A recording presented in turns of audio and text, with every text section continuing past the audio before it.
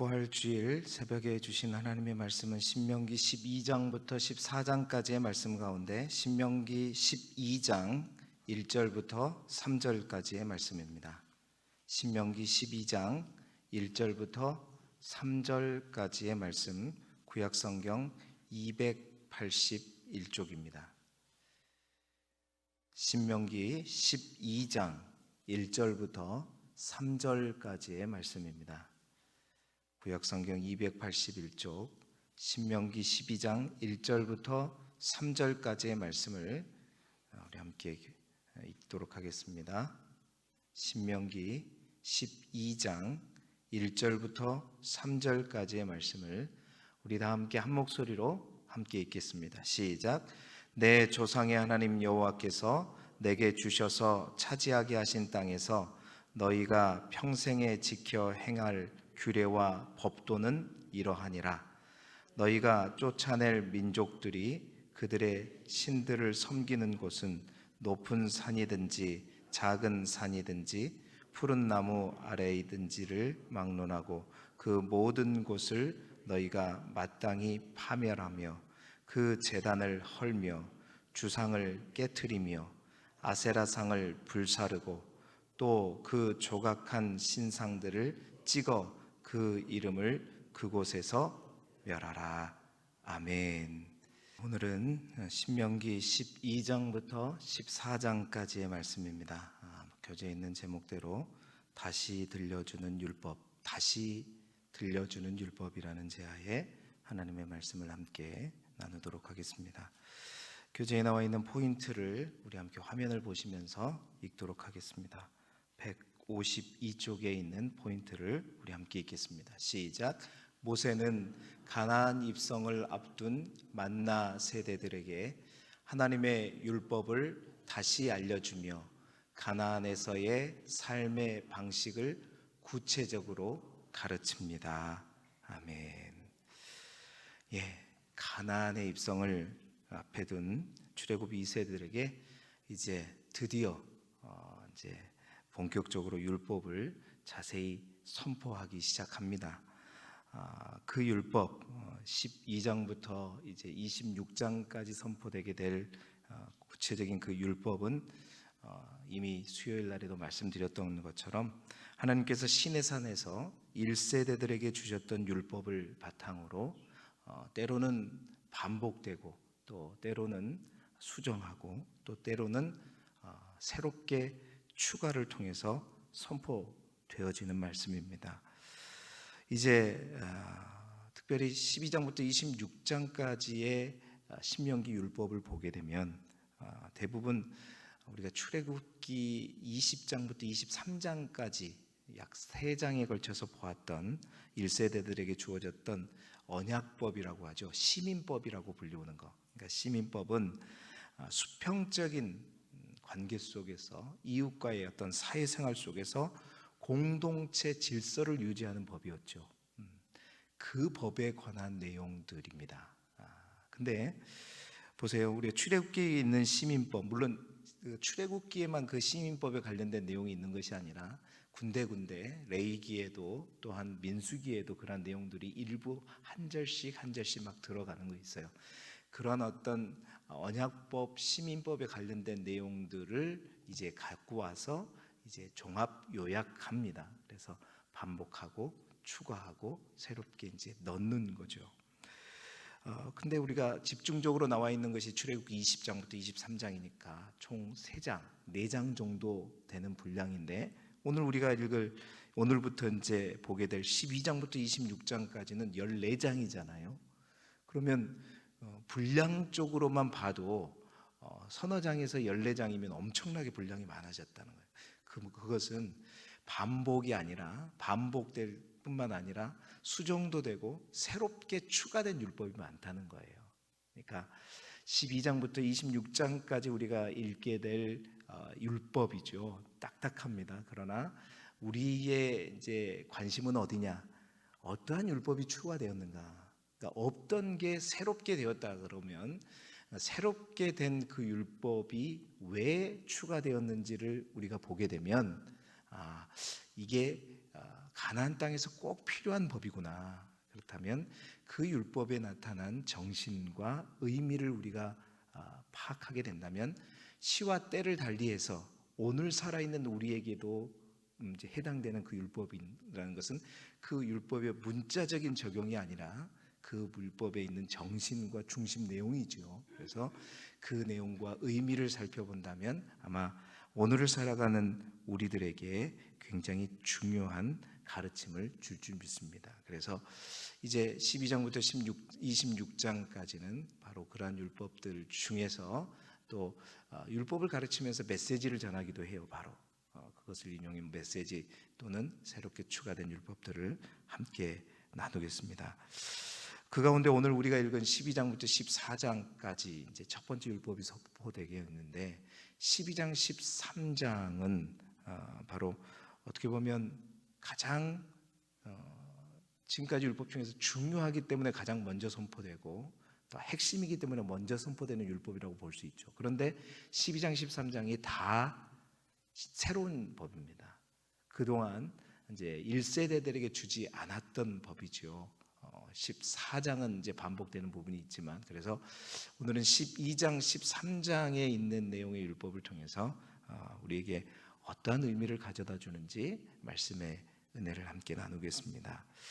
먼저는 첫 번째로 12장 2절 3절 오늘 우리가 읽은 본문의 말씀을 통해서 우리가 반드시 가나안 땅에서 들어갈 첫 번째 명심할 율법이 뭐냐? 그것은 청소부터 시작해라는 거예요. 청소부터. 가나안 땅에 들어갔을 때 가장 먼저 청소부터 시작하라는 것입니다. 청소는 다름 아닌 가나안 땅에 그토록 경계했던 수많은 우상들이 있다는 거죠. 그 우상들을 가장 먼저 제거하라. 다른 거 어떤 걸 세우고 다른 거 어떤 걸 확립하고 하기 전에 기존에 있는 우상들을 제거하라. 2절 3절의 말씀을 보게 되면 우리가 가나안 땅에 얼마나 많은 곳에 우상을 섬기고 있는지를 알 수 있어요. 높은 산에도 있고 작은 산에도 있고 푸른 나무 아래. 그러니까 좀 이 그늘이 지고 햇빛이 좀 차단하고 막을 수 있는 곳에는 다 뭐가 있다는 거예요. 온갖 우상들이 다 있다는 거예요. 높은 산, 작은 산, 푸른 나무 아래. 여기저기에 살만한 곳에는 다 뭐가 있어요? 우상들이 있다는 겁니다. 곳곳에 침투해 있는 수많은 우상들, 그 우상들을 먼저 어떻게 하라는 거예요? 청소하라는 거예요. 청소하되 그냥 살살 쓸어라가 아니라 보세요. 파멸하라, 헐라, 깨트리라, 불사르라, 찍어버리라. 이름까지도 어떻게 하라? 멸하라. 눈에 보이는 것뿐만 아니라 심지어는 뭐까지도? 이름까지도 멸하라는 거예요. 여러분 그렇습니다. 새로운 땅에서의 삶, 하나님이 허락하신 땅에서의 삶에 가장 먼저 해야 될 일이 뭐냐면 청소합니다. 가장 기존에 더러운 것들을 깨끗이 청소해내는 거. 우리가 그렇잖아요. 어떤 가정에 어떤 집에 이사를 가게 되면 그냥 짐부터 넣는 거 아닙니다. 그렇죠? 뭐부터 해야 돼요? 갑자기 이 얘기를 하니까 우리 전도사님 이제 이사 오기 전에 우리 성도들과 함께 막 청소하면서 창틀 닦았던 생각들이 나네요. 막 물 뿌려가면서 깨끗이 청소하는 거. 이게 가장 먼저입니다. 하나님의 자녀의 삶에 왜 하나님의 통치가 보이지 않는 이유가 무엇인가? 우리가 예수를 믿지 않기 때문이 아니라 하나님과 우리 사이에 영적인 불순물들이 많이 끼어 있기 때문이에요. 여러분 안경을 썼는데 하나님께서 하나님을 볼 수 있는 안경을 줬는데 이 안경 속에 많은 불순물이 묻어 있는데 그걸 닦지 않으니까 예수님을 바라보고 있으면서도 잘 안 보이는 거예요. 하나님의 임재가 안 느껴지는 거예요. 왜냐? 청소를 않기 때문에. 영적인 청소가 필요하다는 겁니다. 날마다 죄의 불순물들을 우리가 청소해야 되는 거예요. 그래야 성령께서 구체적으로 우리의 삶에 역사하실 수 있다는 겁니다. 여러분 농사를 지시니까 잘 아시잖아요. 농사를 지시기 전에 가장 필요한 것은 묵은 땅을 기경하는 겁니다. 갈아야 되는 거예요. 세상에 더러워진 심령의 밭을 다 갈아 엎어야 돼. 뒤집어 엎어야 돼. 거기서부터 시작하는 거죠. 이 영적인 청소를 소홀히 생각하면 정말 안 되죠. 내가 예수를 믿어 하나님의 자녀가 되었으니까 뭐 아무렇게나 살아도 하나님이 도와주실 거야, 아무 문제가 없을 거야 생각하신다면 정말 그것은 영적인 무지요 교만입니다. 여러분, 우리가 사는 이 세상 반드시 우리가 알아야 될 것은 아직 공중의 권세 잡은 자가 다스리는 세상 속에 우리가 거하고 있다는 사실입니다.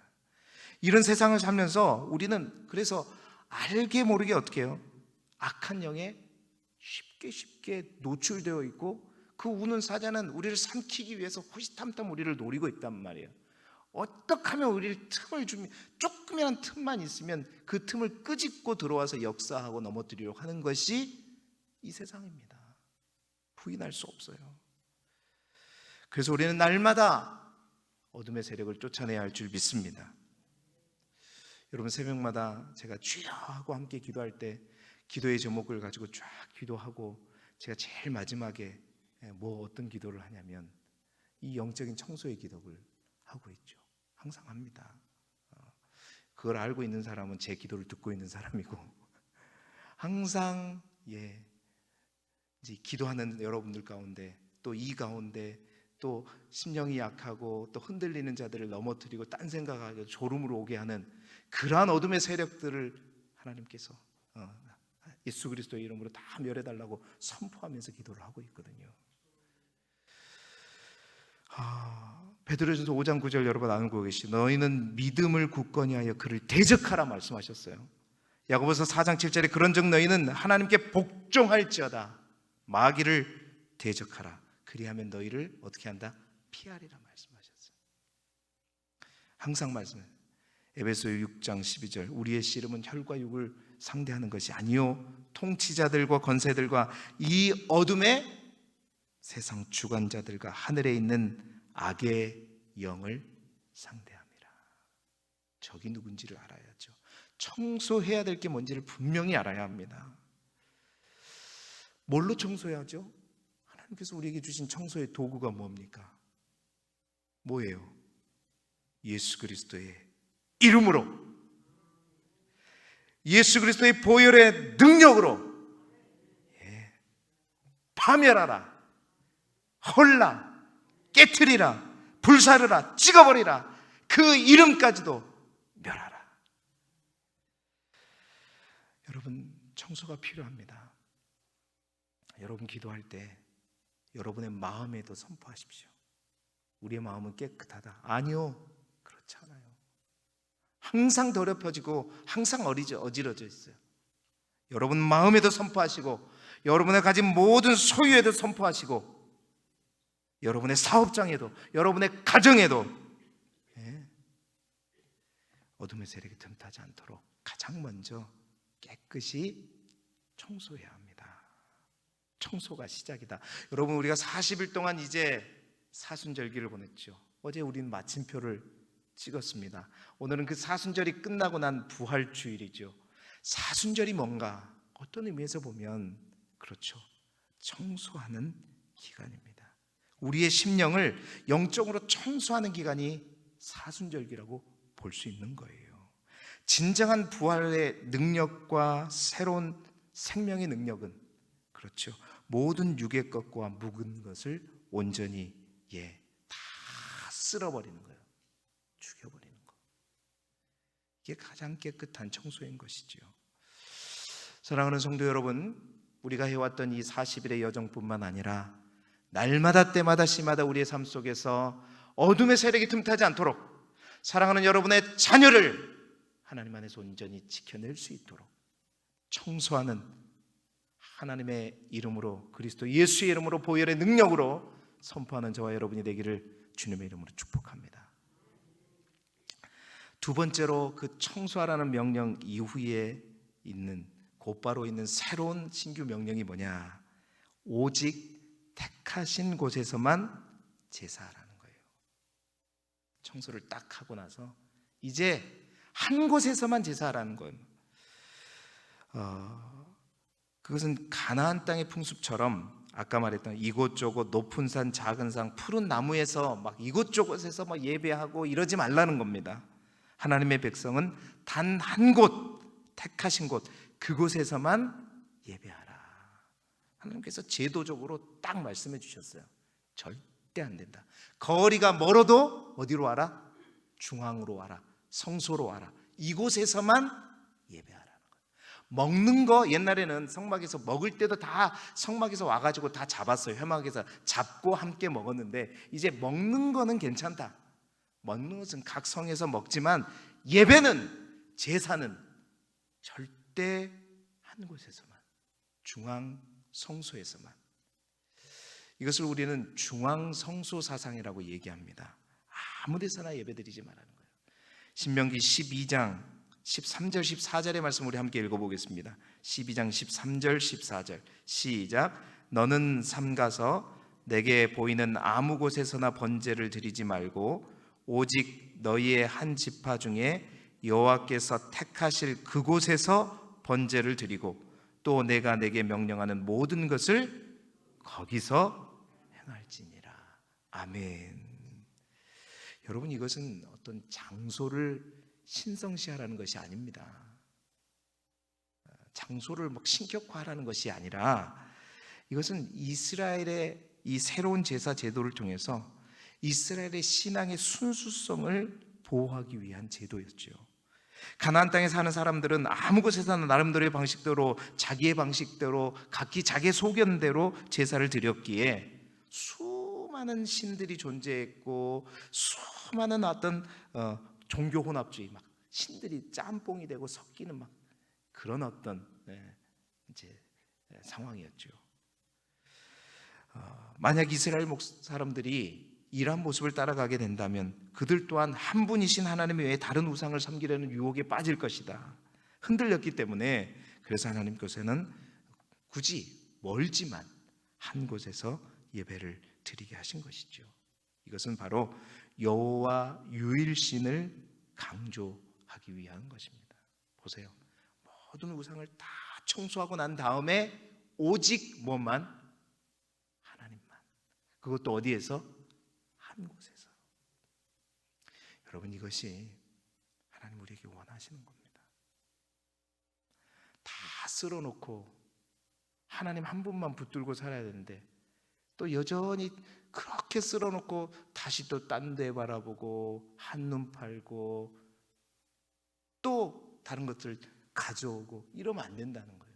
청소했으면 오로지 우리 하나님만, 오직 그분만, 힘들더라도 유일하다. 그 한 곳을 찾아간다는 것은 우리의 수고가 필요하다는 거예요. 우리의 열심이 필요하다는 거예요. 여러분의 믿음이 좋아서 아무 곳에서나 예배를 드릴 수 있어서 그곳에서 훌륭하게 예배 드리면 좋습니다. 근데 우리 인간이 그렇게 완벽하지가 않아요. 왜 하나님의 성소를, 성전을 이렇게 두셨는가? 여러 가지 이유가 있겠지만요, 그렇습니다. 신학적으로 호흡이 있는 데는 아무 데서나 예배할 수 있어요. 인터넷으로 예배할 수도 있고 다 예배할 수 있습니다. 그 예배 자체가 잘못된 게 아니에요. 그러나 이스라엘 백성들에게 하나님이 염려했던 건 그거거든요. 자기 회막에서도 예배를 왜 못 드려요? 중심만 있습니다. 그런데 우리 인간이 그렇지 않단 말이에요. 그래서 수고가 되더라도 어떻게 해요? 맨리를 걸어서라도 중앙에 와서 하나님을 예배하라. 그래야 딴 것이 틈을 타지 않는다. 그렇습니다. 뿐만이 아닙니다. 이 중앙성소 사상은요, 나중에 이스라엘의 성전의 신앙으로 발전하게 되는데요, 그 성전 신앙이 얼마나 투철했으면 다니엘이 그랬잖아요. 저 1600km가 떨어진 그 바벨론 땅에서도 어떻게 해요? 마음은 항상 어디를 해요?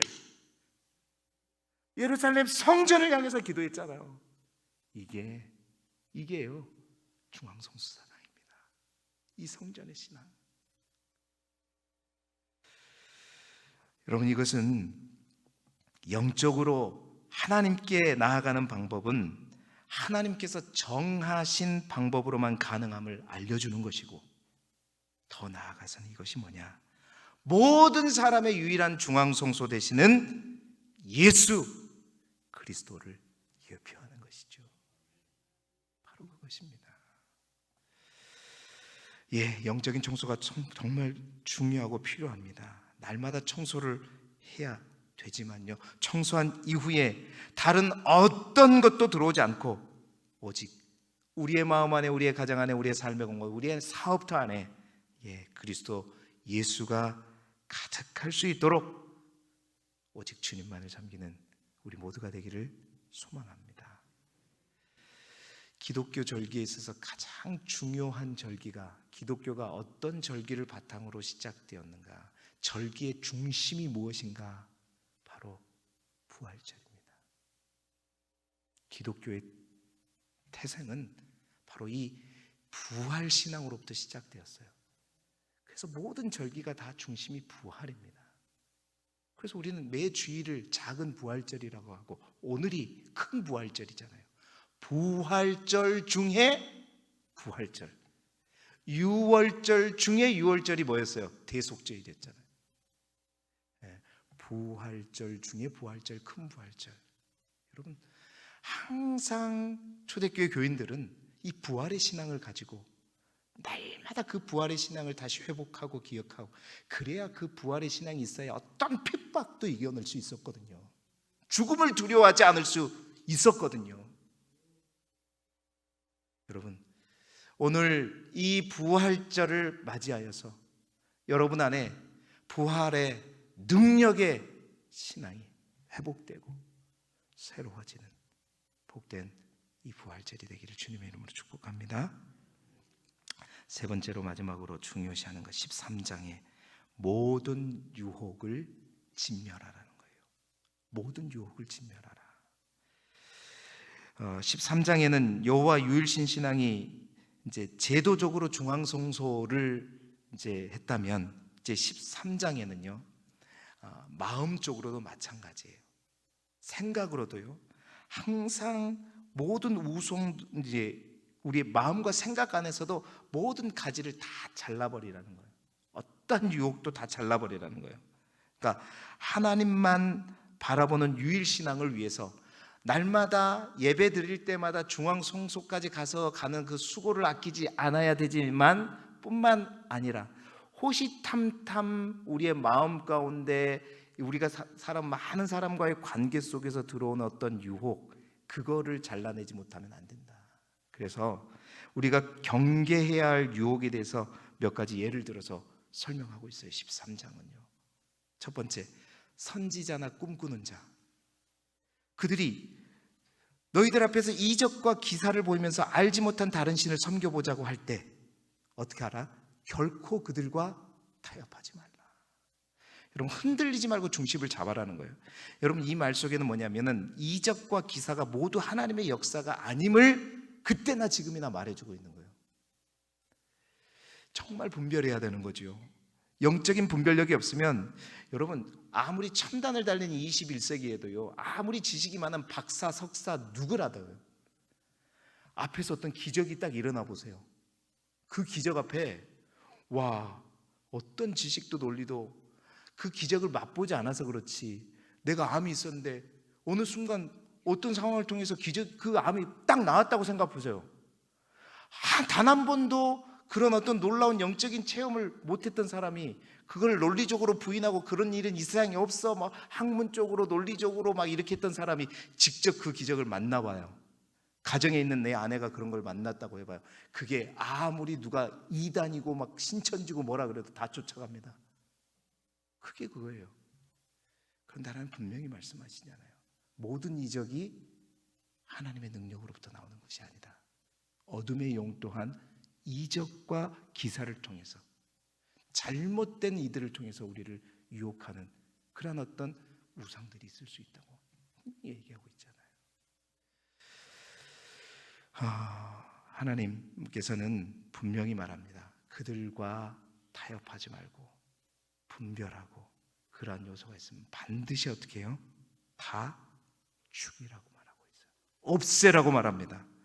내 마음에 어떤 공간도 내주지 말라고 말씀하고 있는 거예요. 두 번째, 심지어는 어떻게까지 얘기하냐면 가족과 부모와 친형제가 또 아내가 생명을 함께하는 어떤 친구가 나를 유혹하고 나에게 말하면서 다른 신들을 한번 섬겨보지 않을래 했을 때 그거 어떻게 하라는 거예요? 정중히 거절하라는 게 아니라 어떻게 해요? 단호하게 사방을 둘러싸면서 유혹할지라도 어떻게 하라는 거예요? 13장 8절 9절 그를 따르지 말며. 여기서 그가 뭐예요? 가장 가까운 사람들 따르지 말며, 그렇다고 해서 짠해하지, 긍휼히 여기지 말며, 애석히 여기지 말며, 덮어 숨기지 말고 용서 없이 어떻게 하라고? 그를 심지어는 뭐 죽여라고 얘기합니다. 너희는 그들을 돌로 쳐 죽이라.